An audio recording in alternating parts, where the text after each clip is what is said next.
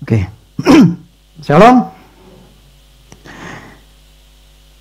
Hari ini saya tadi sama AU kita ngobrol sama Tuhan. Jadi ada beberapa hal yang Tuhan bicara, tapi saya nggak akan bicarakan, tapi saya rekam. Nanti di grup, nanti saya akan share apa yang Allah lakukan buat kita Mahanaim dan untuk kita semua. Betul, tadi banyak sekali yang Tuhan bicarakan, ada sejaman lebih itu. Tapi saya tidak bahas karena hari ini kita bicara masalah Tritunggal. Tritunggal itu banyak orang Kristen atau banyak juga orang-orang agama lain selalu mengatakan orang Kristen itu punya 3 Tuhan, gitu loh. Jadi itu nggak benar. Masa orang percaya sama 3 Tuhan? Nah, dulu saya pernah belajar, ya pernah dari hamba Tuhan pernah mengatakan bagaimana cara yang mengilustrasikanlah Allah Bapa, Allah Anak, Allah Roh Kudus itu seperti matahari. Matahari itu ada intinya yang membuat itu bercahaya. Nah, cahayanya itu adalah Yesus. Kemudian kita merasakan panasnya, itu adalah Roh Kudus. Sebetulnya itu enggak tepat. Kenapa? Karena Tritunggal itu memang 3 pribadi. Jadi bukan satu pribadi seperti matahari yang satu, tapi ini 3 pribadi. Jadi memang ada 3 oknum lah istilahnya. Ada 3 pribadi yang memang itu berbeda. Nah, saya akan bicara ini memang saya dapat dulu dari Pak Andreas. Nah, cuman ketika saya merenungkan atau memang ini semua firman, semua ada firmannya. Jadi nggak akan menyesatkan atau ini nggak benar. Prinsipnya begini, patokan kita itu firman. Bukan apa kata orang, bukan kata manusia, tapi patokan kita firman. Jadi memang Allah Bapa, Allah Anak, Allah Roh Kudus itu merupakan 3 pribadi yang berbeda, tetapi berasal dari satu. Nah, buktinya apa bahwa Yesus dan Allah Bapa itu berbeda? Kita buka di Lukas 3 ayat 21 sampai 22. Ketika seluruh orang banyak itu telah dibaptis, dan ketika Yesus juga dibaptis dan sedang berdoa, terbukalah langit dan turunlah Roh Kudus dalam rupa burung merpati ke atasnya. Dan terdengarlah suara dari bumi. Dari mana? Yesus ada di mana? Di langit atau di bumi? Yesus ada di bumi, kan lagi dibaptis. Kumaha Nah. Nanti sudahin kamu. Tuhan sudahin kamu. Bagus dia salah jadi saya ngomong. Kalau nggak keingetan. Dan terdengarlah suara dari langit. Engkaulah anakku yang kukasihi, kepadamulah aku berkenan. Di sini katakan engkaulah anakku yang kukasihi. Jadi waktu itu Kristus lagi dibaptis ya, di bumi. Kemudian ada suara dari langit. Nah, engkaulah anak yang kukasihi. Lah, kalau yang di atas ngomong engkaulah anak yang kukasihi, berarti dia bapak yang dibawa anak. Betul dong? Logika kan? Nah, posisinya Yesus ada di bumi.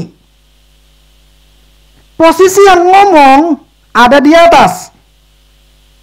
Nah, ini bicara adalah Allah Bapa, karena dia bawa yang dibawanya ini anak yang kukasihi ini adalah anaknya. Berarti dia seorang posisi sebagai bapak. Nangkep ya? Jadi Allah Bapa saat itu ketika Tuhan Yesus sedang dibaptis, pada saat itulah terbuka, terlihat bahwa dari langitlah, terbukalah langitlah, turunlah Roh Kudus gitu dalam rupa burung merpati. Nah, di situ sebetulnya namanya urapan ilahi atau urapan kepenuhan Allah itu turun full ke atas Tuhan Yesus. Oke, saya bicara adalah ini. Bahwa Allah Bapa ada di atas, Tuhan Yesus ada di bawah. Jadi memang ada dua pribadi yang berbeda. Nangkep ya? Bukan sama. Oke. Yohanes 14 ayat 28. Yohanes 14 ayat 28. Kamu telah mendengar bahwa aku telah berkata kepadamu, aku pergi, tetapi aku datang kembali kepadamu. Itu Yesus yang ngomongnya. Sekiranya kamu mengasihi aku, kamu tentu akan bersukacita karena aku pergi kepada Bapa-Ku. Sebab Bapa lebih. Siapa yang ngomong? Tuhan Yesus ngomong, Bapa lebih besar dari aku. Firman berkata begitu.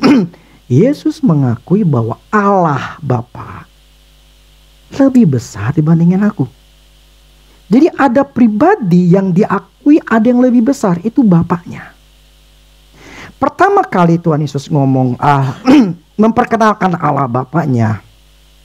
Yang dia ngomong gini, di surga, di rumah Bapakku tuh banyak tempat.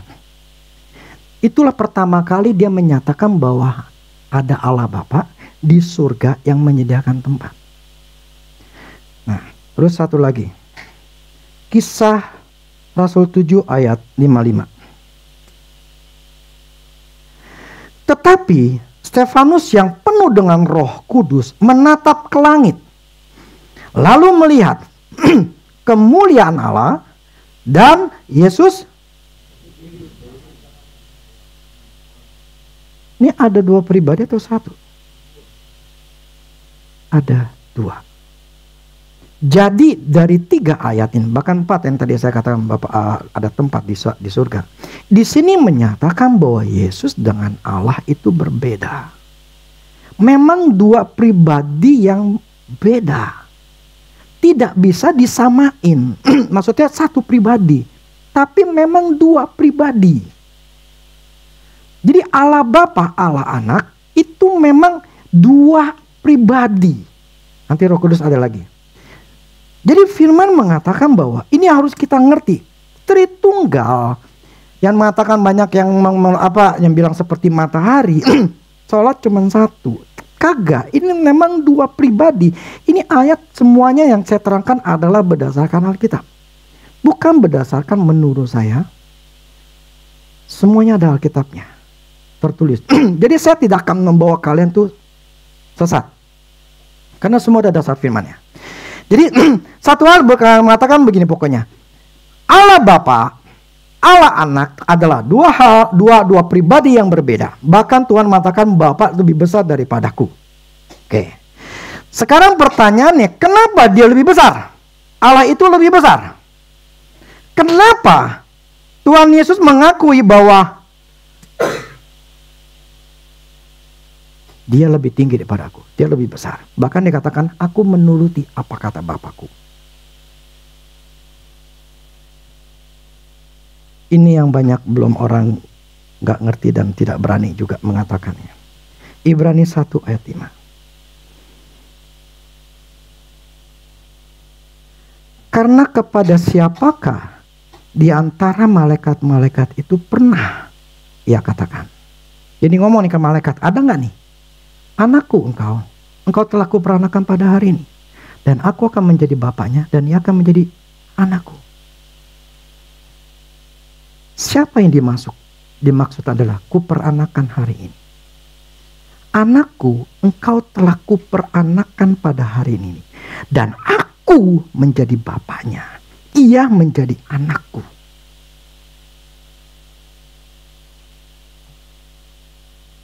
Satu ayat lagi.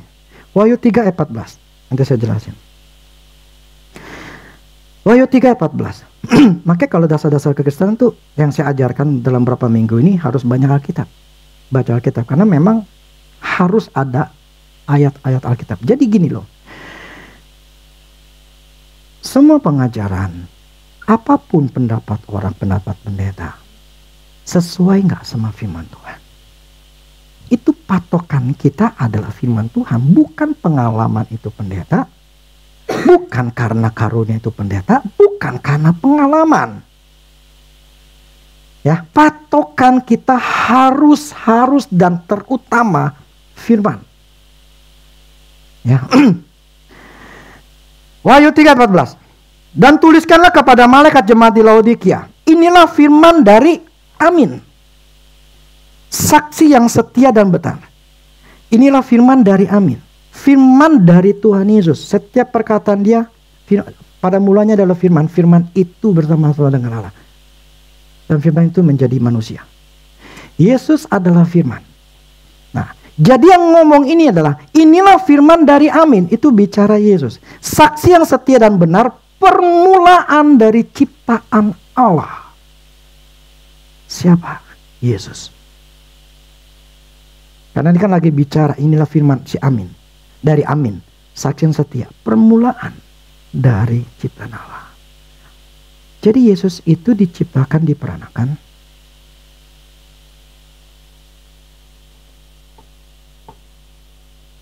Firman di sini mengatakan Yesus diperanakan. Balik lagi Ibrani 1:5. Karena kepada siapakah di antara malaikat itu ia katakan, anakku engkau telah kuperanakan pada hari ini, dan aku akan menjadi bapaknya dan ia akan menjadi anakku. Jadi gini, di masa kekalan yang kita nggak tahu kapan, pada satu hari Allah Bapa menyatakan, pada hari ini aku memperanakan anakku. Dari mulut Allah Bapa keluarlah, lahirlah Yesus. Makanya Yesus dikatakan dia adalah firman. Karena dari perkataan Allah, hari ini aku peranakan anakku. Aku gak pernah ngomong malaikat, aku peranakan engkau. Tetapi hari ini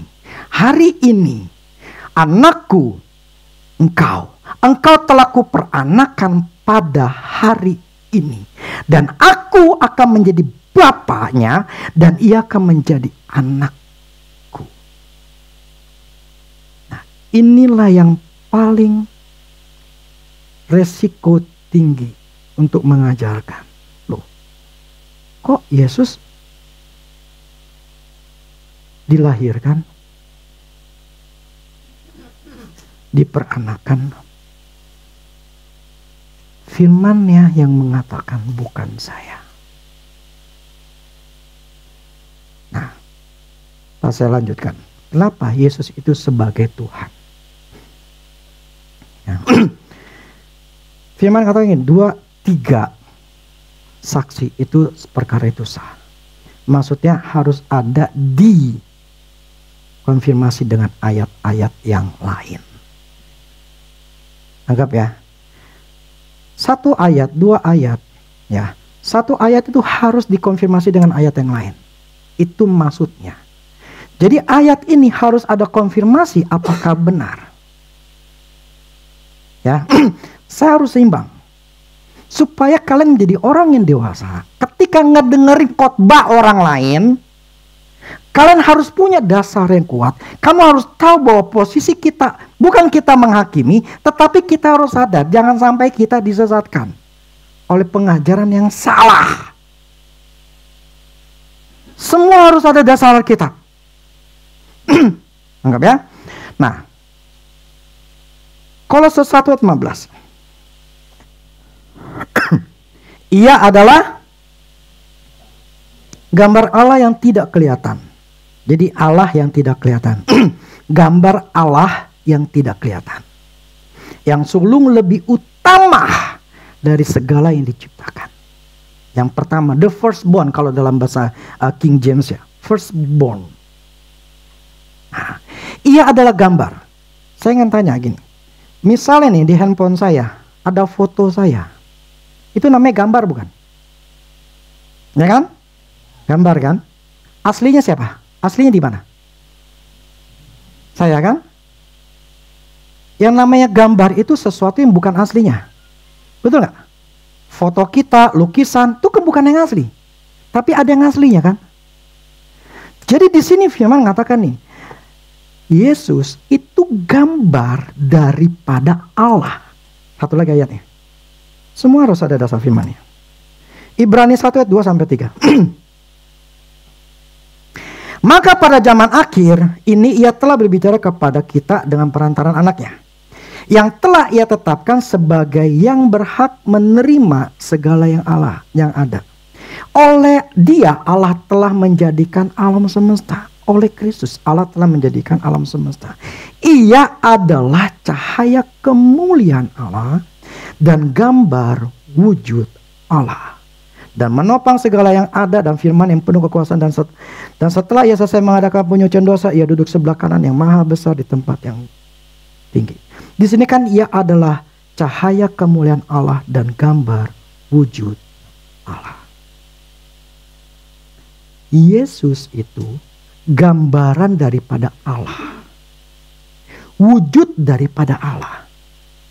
Makanya ketika salah satu muridnya bertanya kayak gini, tunjukkan kami Allah Bapa. Terus Tuhan Yesus ngomong gini, engkau lihat aku, engkau lihat Bapa. Nangkap? Jadi Yesus itu diperanakan dari Allah Bapa langsung. Cuma satu-satunya Allah melahirkan atau menciptakan segala sesuatu, itu cuma satu, Yesus Kristus. Nah, kemudian Yesus inilah diberi tugas untuk menjadi pencipta dari alam semesta. Apa dasar firman-Nya? Kolose 1 ayat 16.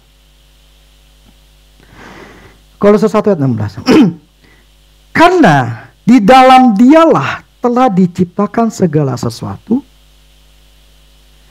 yang ada di surga, yang ada di bumi, yang kelihatan dan tidak kelihatan, baik singgasana maupun kerajaan, baik pemerintah maupun penguasa, segala sesuatu diciptakan oleh Dia dan untuk Dia. Terus Yohanes 1 ayat 1 sampai 3. Pada mulanya adalah firman. Ya benar ya. Pada mulanya adalah firman, Yohanes 1 sampai 3. Firman itu bersama-sama dengan Allah, dan firman itu adalah Allah. Ia pada mulanya bersama-sama dengan Allah. Segala sesuatu dijadikan oleh Dia. Dianya ini sama yang tadi, ia pada mulanya bersama dengan Allah. Nah, segala sesuatu dijadikan oleh Dia, dan tanpa Dia tidak ada sesuatu pun yang telah jadi dari segala yang telah dijadikannya. Allah Bapa memberikan tugas kepada Tuhan Yesus untuk menciptakan segala sesuatu. Jadi Yesus ini kenapa kita sebut sebagai Tuhan? Karena Dia yang menciptakan segala sesuatu. Kenapa Dia katakan dia Allah Bapa lebih besar? Ketika Dia mengatakan kapan kedatangan ke Yesus kedua kali, Tuhan Yesus katakan apa? Saya nggak tahu. Yang tahu siapa? Allah Bapa. Allah Bapa yang mempunyai otoritas tertinggi untuk segala sesuatunya. Yesus diberikan kuasa untuk menciptakan segala sesuatu. Jadi gini, kita mempercayai satu Tuhan. Yesus sebagai Tuhan. Tuhan itu artinya adalah pribadi yang menciptakan manusia, alam semesta. Itu satu, yaitu Yesus Kristus. Tetapi kita mempercayai ada namanya Allah Bapa, Allah Anak, Allah Roh Kudus. Itu tiga pribadi yang masing-masing berbeda. Tuhan kita satu, Yesus Kristus namanya. Tetapi Tuhan kita ini mempunyai Allah Bapa. Nangkap ya? Tuhan kita ini mempunyai Allah Bapa, tetapi kita mempercayai satu Tuhan sebagai pencipta langit dan bumi. Sesuai dengan firman Tuhan, Yesus Kristus. Tidak ada yang lain. Nah, kalau mereka percaya, masing-masing agama punya pendapat atau punya kepercayaan masing-masing. Tetapi sekalipun ada orang-orang yang mempertanyakan kita, begini, ini kebenaran. Yang namanya kepercayaan itu nggak bisa dipaksain. Gitu loh. Kepercayaan itu nggak bisa dipaksain. Walaupun mereka menghina, lu orang Kristen percaya sama 3 Tuhan. Udah diamin aja gitu loh. Kita tetap percaya bahwa satu Tuhan. Tapi ada 3 pribadi lagi. Ada 3 pribadi yang kita percaya. Allah Bapa, Allah Anak, Roh Kudus. Nah, sekarang saya masuk. Kalau gitu Roh Kudus gimana? Yohanes 15 ayat 26.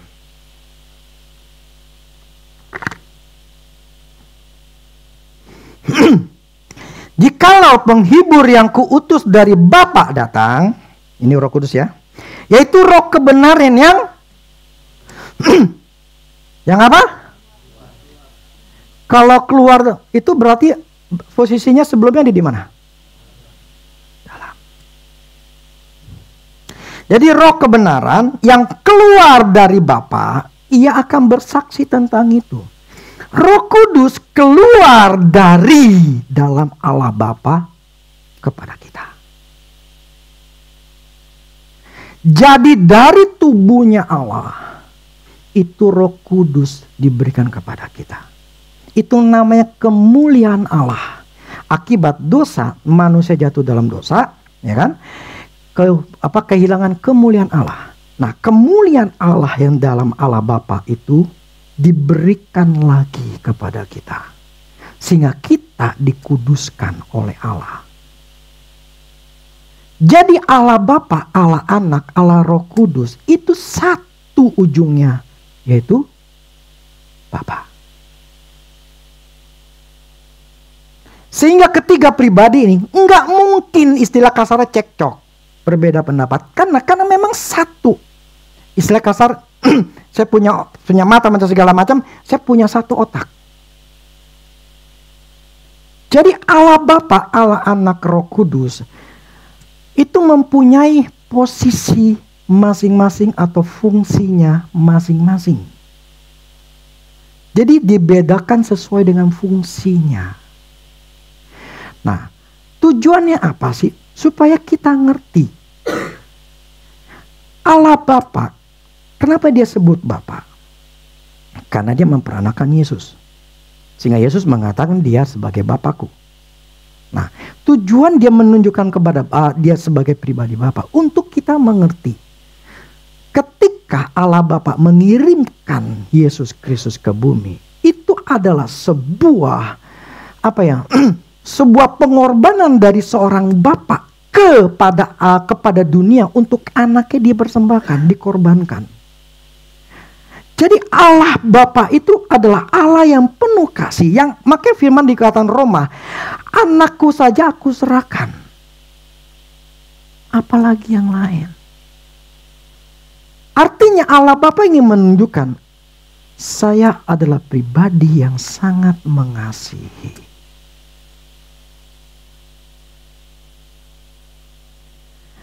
Nanti kamu dengerin deh ya. Jadi tadi Allah bicara begini. Tuhan bicara kayak begini. Tuhan itu punya planning untuk kita masing-masing. Bahkan dikatakan itu ada berkat yang besar. Gini. Banyak orang Kristen takut kalau ngomong, gua bisa kaya. Wah, itu materialistis. Itu otaknya di duit. Tidak berani menyatakan bahwa saya bisa kaya, saya orang kaya.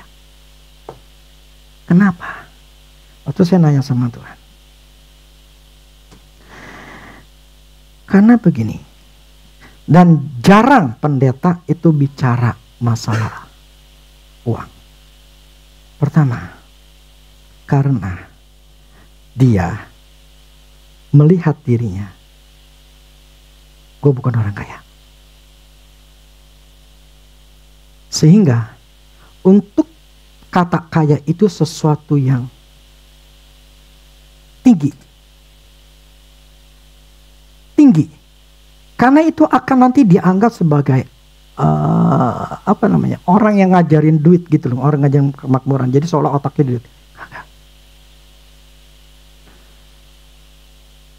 Allah memberkati Abraham menjadi sangat kaya. Dan firman Allah katakan begini, karena engkau milik Kristus, maka engkau adalah keturunan Abraham yang berhak menerima janji Allah. Janji Allah kepada si Abraham, aku akan memberkati engkau. Dan itu terjadi. Allah memberkati si Abraham itu dengan luar biasa, sangat kaya. Tapi banyak orang Kristen takut mimpi atau berharap untuk Tuhan berkati. Kenapa? Gue lihat diri gue lihat kehidupan gue sekarang, mana mungkin. Karena gak berhenti, karena bilang gak mampu, terjadilah. Makanya gak kaya. Untuk bisa punya iman yang besar, bukan iman besar, untuk punya iman yang percaya 100%, itu butuh pengenalan akan Tuhan.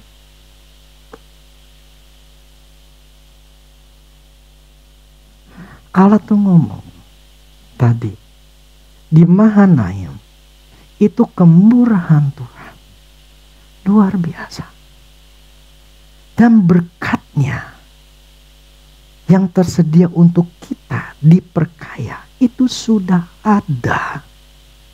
Tapi problemnya, yang baru percaya persentasenya ada yang cuma 20%, ada yang 30%, enggak sampai 100%.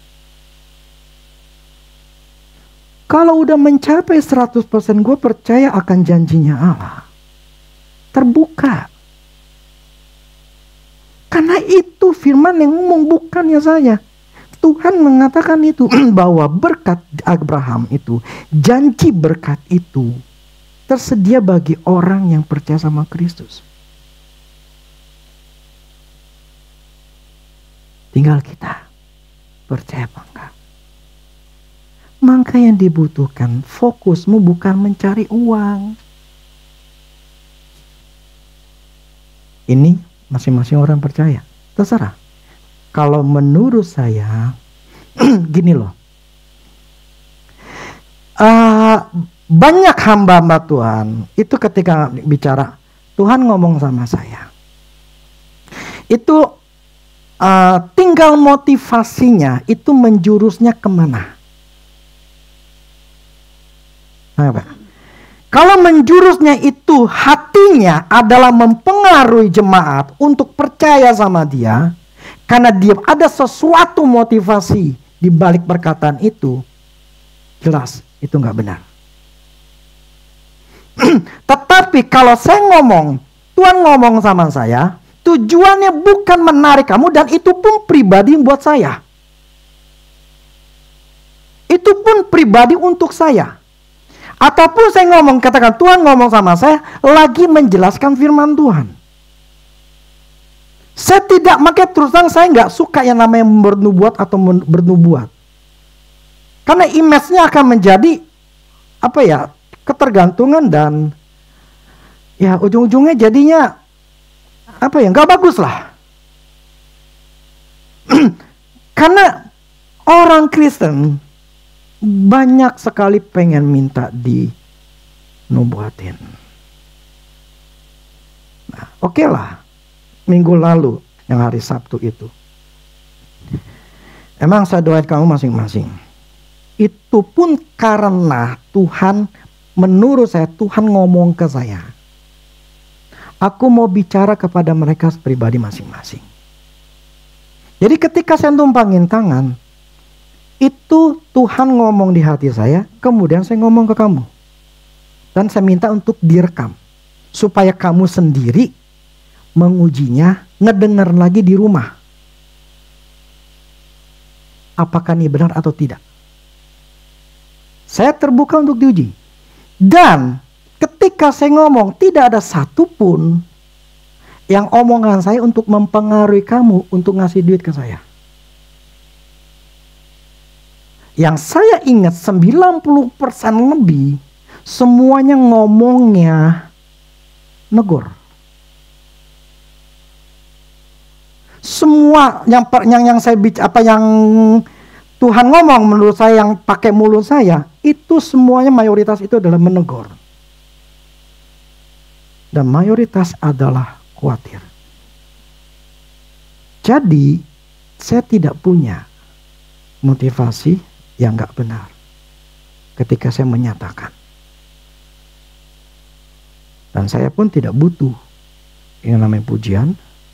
Saya tidak butuh yang namanya, bagi saya malah saya gak suka kalau orang itu bergantung sama saya. Dikit-dikit konseling, dikit-dikit nanya. Saya gak suka.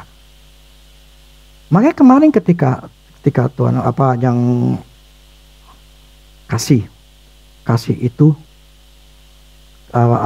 bisa menyebabkan ketakutan, itu muncul dalam hati saya, urapan kasih. Saya langsung bertanya sama Tuhan, Tuhan, kalau saya doain mereka lagi, apakah menjadi bergantung sama saya? Ya Tuhan ngomong, ya, engkau adalah gembala yang di tempat ini aku pakai untuk memberkati mereka. Ya sudah. Jadi prinsipnya saya nggak ada motivasi yang salah. Saya sendiri pun sebetulnya nggak suka direpotin. Kalau memang waktunya memang Tuhan taruh dalam diri saya untuk pelayanan, saya pelayanan. Tapi kalau enggak ya enggak. Nah kemarin saya nanya sama Tuhan lagi begini, Tuhan, masalah ini kan kita yang tentara Allah, ya kan, Mahanaim tempat berkumpul tentara Allah. Kita dipanggil dari tempat tentara Allah. Terus saya nanya, Tuhan kok nggak ada apa-apa nih? Saya nggak pelayanan, kita juga nggak ada peperangan. Terus Tuhan ngomong saya di hati saya begini, ingat ya, ini Tuhan ngomong sama saya buat pribadi saya, ya. Jadi jangan apa. Terus ada memang orang hamba Tuhan itu jadi pakai itu tujuannya hal yang nggak benar, ya, memanipulasi. Tapi ini buat tujuannya ke saya. Ketika saya tanya gitu, Tuhan ini gimana? Terus Tuhan ngomong saya begini, sekarang tanya Rudy, yang namanya tentara, ya, yang namanya tentara, mereka selalu perang gak sih? Namanya tentara, kalau ada perintah baru gerak gak? Ya kan? Kalau dia nggak disuruh, gerak gak? Enggak kan? Dia ada perintah dari ya jenderalnya atau siapanya gitu ya, yang lebih tinggi di atas ya. Dia baru bertindak. Lah selama enggak ada perintah, ngapain? Latihan.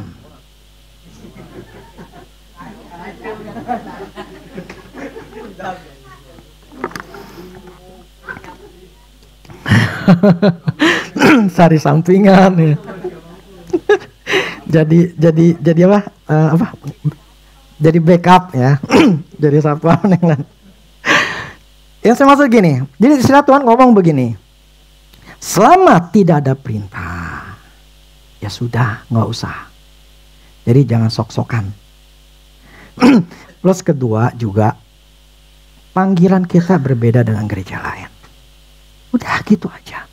Jadi nggak perlu ngiri lo gereja lain tuh begitu loh, wah luar biasa. Apalagi tadi Tuhan ngomong, aduh banyak banget. Masalah, janganlah kepanjangan nanti. Nanti dengerin aja lah, sudah kirim, sudah tadi saya rekam walaupun nggak semuanya, bahkan nyebutin nama. Siapa apa hamba Tuhan itu yang nggak benar. Tapi saya nggak akan ungkapin lah. Oke, saya balik lagi begini.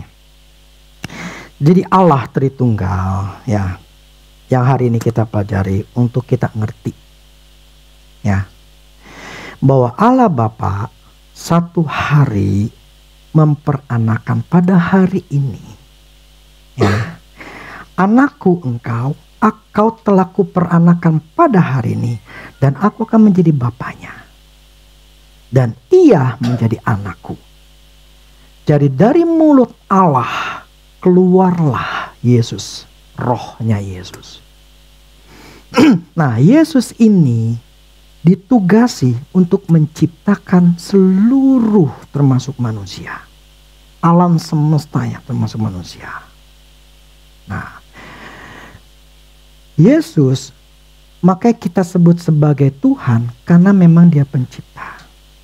Jadi kita percaya ada satu Tuhan, satu pencipta alam semesta, itu Yesus Kristus. Tapi ada 3 pribadi yang kita percaya, Allah Bapa, Allah Anak, dan Roh Kudus. Ini berbeda pribadinya, tetapi berasal dari satu, itu dari Allah Bapa. Setelah Yesus, yang Allah cuma ngomong kuperanakan pada hari ini, itu Yesus. Tetapi Roh Kudus diambil dari dalam, ya, keluar dari Bapa, dari dalam ini diambil ketika orang percaya kepada dia, dikasih. Itu roh kebenaran, itu Roh Kudus. Nah, itu membuat orang itu yang tadinya berdosa itu dikuduskan oleh Allah. Yang tadinya kotor, kemuliaan Allah diberikan lagi ke dalam dirinya. Sehingga Allah melihat kita, Tuhan Yesus melihat kita, bukan manusia berdosa lagi. Apapun yang pernah kita lakukan, dosa apapun yang pernah lakukan, Tuhan Allah Bapa tidak melihat kita sebagai orang berdosa lagi.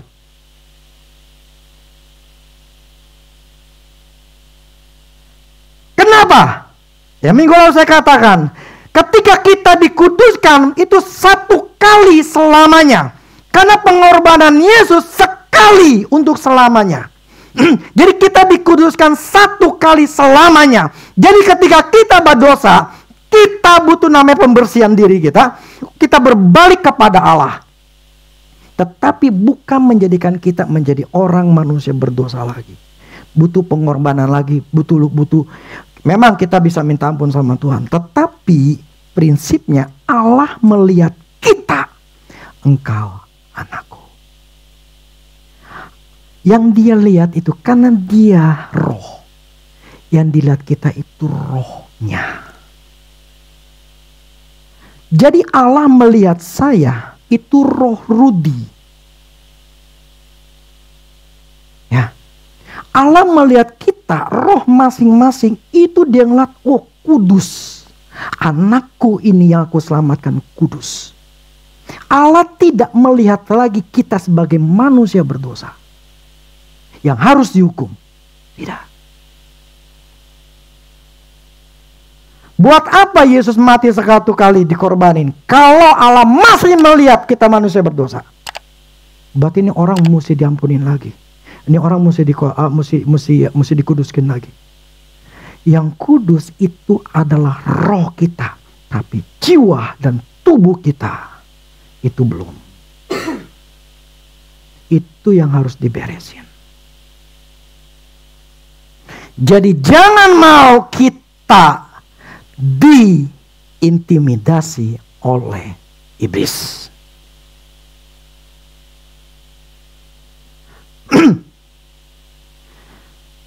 Ketika kita dikuduskan oleh Allah melalui kitab penebusan Kristus, cukup sekali. Disitulah kita jadikan anak Allah. 1 Yohanes 1 ayat 9 itu. Kita dijadikan sebagai anak Allah. Jadi sebetulnya yang lebih tepat ngomong itu bukan anak Tuhan, anak Allah. Perkataan yang tepat itu adalah anak Allah, bukan anak Tuhan. Karena firman ini ngomong, bukan saya. 1 Yohanes 1:9 itu bahwa Barang siapa mengaku mengaku dia berdosa kemudian diampunin, maka dia diangkat sebagai anak Allah. Jadi makanya juga Yesus dikatakan sebagai yang sulung dari semuanya. Artinya Allah, ketika kita percaya sama Kristus, kita ini dijadiin anak Allah. Nah, akibat kita jadi anak Allah, kita punya hak sebagai seorang anak Allah. Ini yang banyak orang Kristen gak ngerti. Kita semuanya adalah anak-anak Allah yang punya hak akan janji-janji Allah. Nah, problemnya otak kita belum nyampe. Otak kita itu belum diperbarui gitu loh, belum diubah. Nah, yang diperlukan ini otak kita, pandangan kita, pola pikir kita harus berubah. Saya ini anak. Gue bukan orang gembel. Allah Bapa gue kaya. Allah Bapa gue sehat. Ya, sempurna lah ya. Demikian juga aku sebetulnya orang yang diberkati. Karena bagianku firman mengatakan seperti itu. Jadi namanya berkat rohani, berkat jasmani, berkat yang namanya ya segala sesuatu berkat itu adalah milikku. Pertanyaannya, berani nggak ngomong? Berani nggak percaya? Tadi Allah ngomong loh, aku memberkati berlimpah-limpah, tapi kalau engkau mencapai 100%, percaya itu berkat terbuka lebar dan sangat berlimpah. Tapi dibutuhkan kita percaya. Jadi sebetulnya yang apapun yang kita butuhkan itu semuanya tersedia. Semuanya nggak ada yang enggak. Cuma otak kita yang jadi penghalang. Allah inginkan kita sehat karena memang itu firman oleh bilu-bilurnya. Saya sembuh. Tuhan menginginkan kita sehat karena firman yang ngomong begitu. I don't believe sick. Saya pertama kali saya dengar dia si Andrew Wommack. Saya nggak percaya namanya penyakit. Kenapa dia bisa ngomong gitu? Karena dia sudah yakin akan firman-Nya. Oleh bilu-bilurnya aku disembuhkan. Firman yang mengatakan bahwa kelemahanku ditanggung. Segala sakit penyakitku dan kelemahanku ditanggung oleh Dia. Itu ayat firman Tuhan ya. Tapi pertanyaannya 100% nggak percaya. Dan untuk bisa 100% percaya, ini otak mesti berubah. Untuk kita tanam ke hati.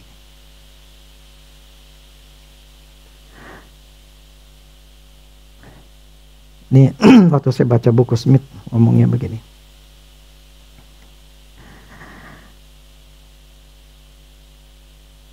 Sekalipun engkau bombardir pikiranmu dengan firman. Nah, kita memperkatakan firman Tuhan.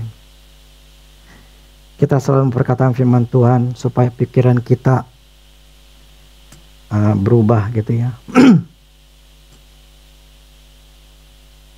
Tapi selama itu tidak berada di hatimu,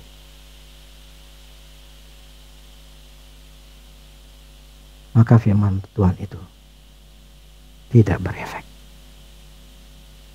Jadi cuma logos.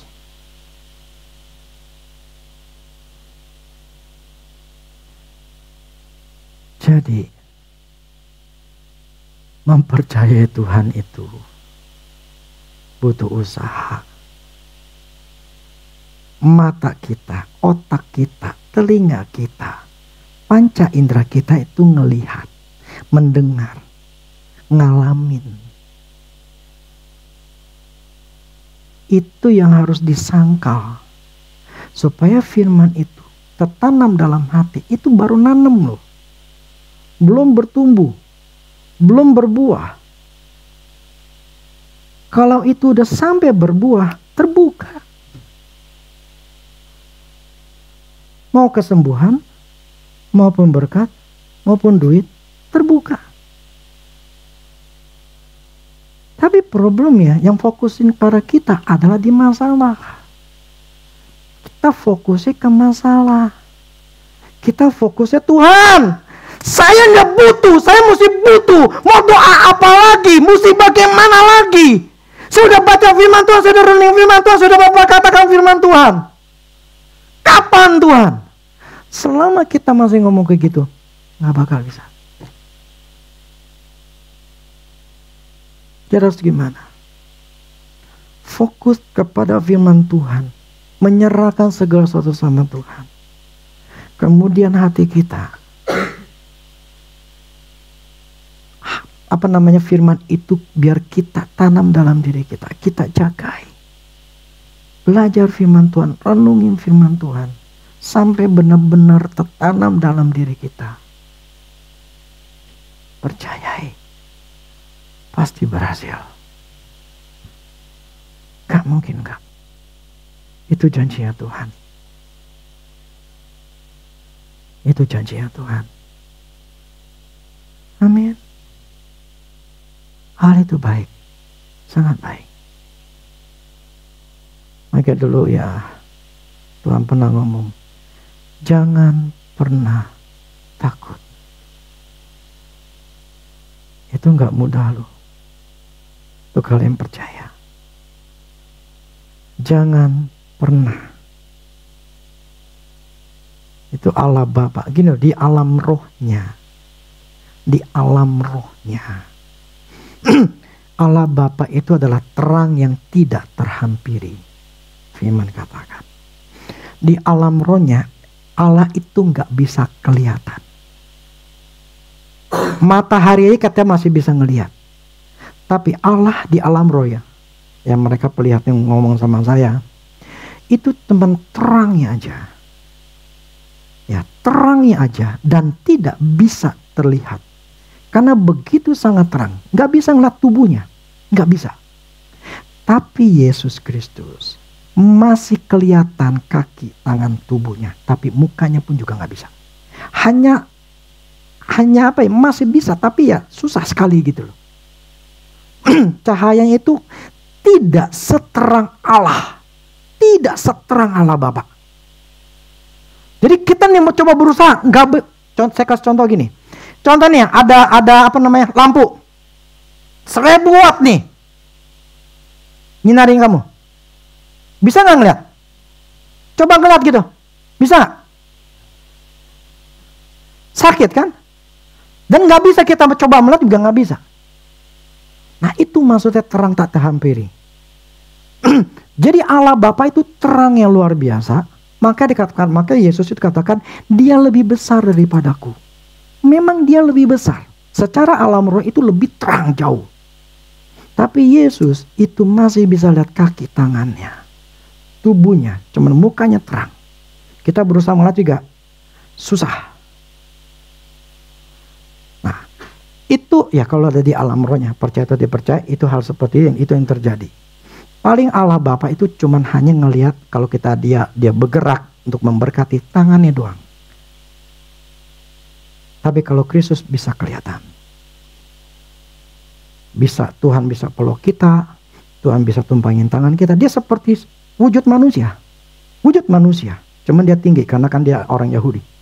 Wujudnya seperti manusia. Nah dia bisa tumpangin tangan masing-masing. Tapi kalau Allah Bapa, ya gak bisa terlihat. Yang ada cuman terang aja. Nah kalau Roh Kudus itu roh dalam diri kita. Jadi ya kelihatannya dalam diri kita. Nah kalau ada yang lain-lain, ada burung merpati, itu ibarat seperti apa ya? Itu hadiratnya Allah, ditandai dengan burung-burung merpati. Nah di kita nih, tadi AU ngomong sama saya, ini dipenuhi dengan malaikat di sini. Ada malaikat-malaikat pujian, malaikat perang, mereka ada di sini. Nah itu malaikat berbeda. Berbeda fungsinya.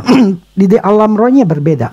Ada namanya malaikat penjaga, ada malaikat perang, ada malaikat apa ya, yang sebagai teman kita, sebagai penolong kita, yang saya maksud untuk yang memproteksi kita juga gitu loh. Nah itu masing-masing berbeda gitu loh. Tapi prinsipnya ada begini, itu semua di alam roh itu tujuannya adalah, saya ngomong begini, tujuannya adalah itu memang benar adanya. Dan itu tidak bertentangan dengan firman Tuhan. Nah, tidak bertentangan dengan firman Tuhan. Karena memang saya ngomongin firman Tuhan. Yang firman Tuhan katakan Allah Bapa itu tidak terlihat, tidak terhampiri. Ya memang seperti itu di alam rohnya. Nggak bakal bisa. Terus kalau orang itu bisa, maka firman katakan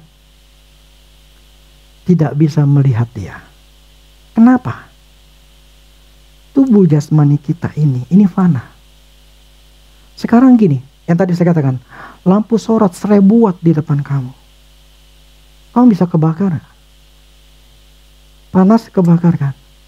Ini Allah bukan 1000 watt. Ketika terang itu, terus hancur.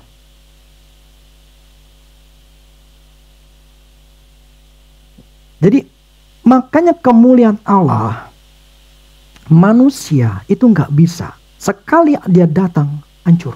Total hancur. Makanya, ya tidak seorang pun bisa melihat Allah. Firman katakan, karena memang gak bisa. Sekali ngelihat, hancur. Bus. Kalau kalian nonton di film-film, ya seperti itu.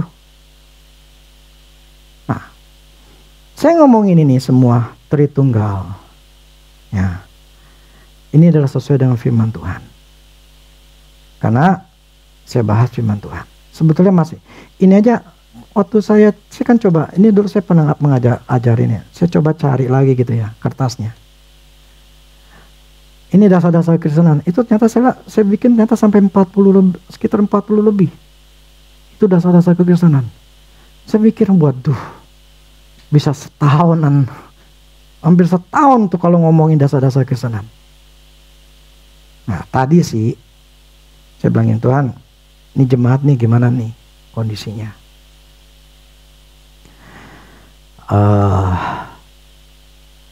Membaik dalam arti ketika saya ngajarin dasar-dasar kekristenan, ya ada perbaikan kondisi rohani, tapi nggak semuanya. Nah, saya kan tetap ngajarin dasar-dasar. Teman begini, saya tuh contoh gini, kayak kemarin saya lagi baca, kan saya lagi baca si Smith. Ada hal-hal yang saya diajarkan di buku itu kayak orang tuh, gue pengen apa ya, gue pengen kasih tahu nih gitu loh, ini iman nih kayak begini nih gitu loh, ini penyembahan nih kayak begini nih gitu loh, itu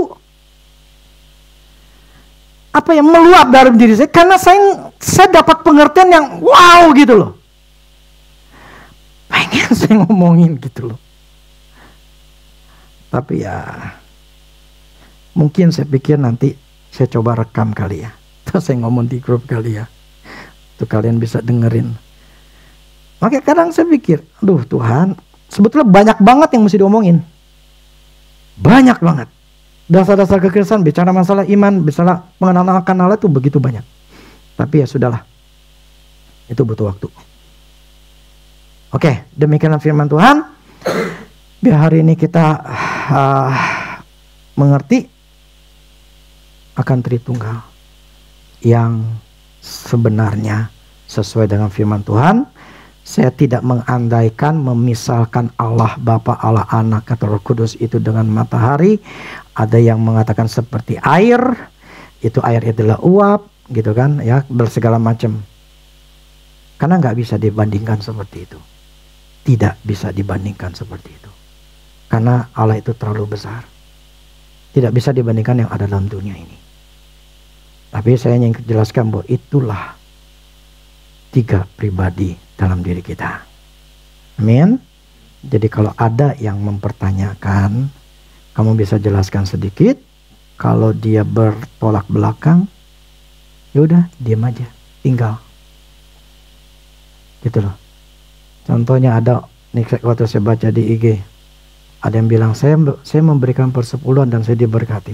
Kemudian ada satu yang nyanggah, enggak, persepuluhan tuh enggak perlu begini-gini, karena ini begini-gini. Ya sudahlah, lu nggak mau percaya, yang satu mau percaya, satu nggak percaya. Ya sudah, yang satu mau ngelakuin, satu lagi nggak mau ngelakuin karena dia punya pendapat. Ya sudah, it's all up to you. Tapi tadi terus terang aja Tuhan ngomong lagi, kamu harus ingatin mereka. Saya bilang, Tuhan, saya udah ngomong, saya udah nggak mau. Bukan nggak mau gitu maksudnya.